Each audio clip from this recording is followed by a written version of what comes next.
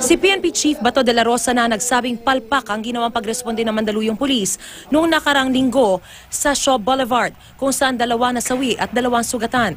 Ang masaklap, pakiramdam daw ng mga biktima pati ang investigasyon tila niluluto rin daw ng mga pulis. Kaya sa National Police Commission o NAPOLCOM na sila umapila para bantayan ang investigasyon na ginagawa sa kaso. Mismo taga NAPOLCOM na ang kumausap sa mga biktimang nakakonfine pa rin sa ospital at nagpapagaling. Maraming kulang po sa yung may mga sinabi kaming hindi na ilagay doon.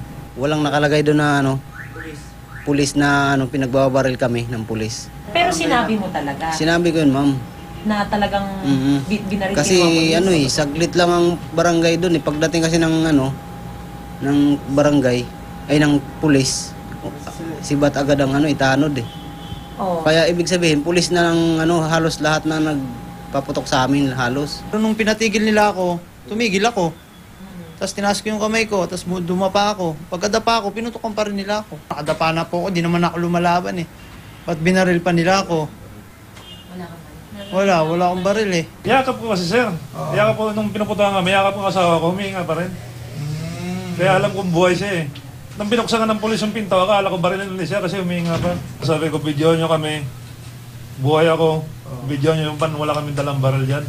Tiniyak ng NAPOLCOM na magiging patas ang investigasyon nila. Ano man daw ang makuha nila, ipapasa nila sa Public Attorney's Office na siya magsasampa ng reklamo. Ang gusto ng mga biktima, imbes na homicide, gawing murder ang asunto. Depende po sa mag-appreciate po yun. Kasi ipapile naman po nila, i-request nila na i-upgrade sa murder dahil yung ginawa sa kanya, nakatakbo na siya, buhay po siya, di ba? Wala ho siyang tama. Tumawid siya ng kalsada, pero sinundan pa rin siya, binabaril pa rin siya, na wala naman siyang armas. Ipina-autopsy rin muli ng pamilya ang labi ni Jonalyn Ambaan sa CHR. Siyempre masakit po kasi nabuksan ulit.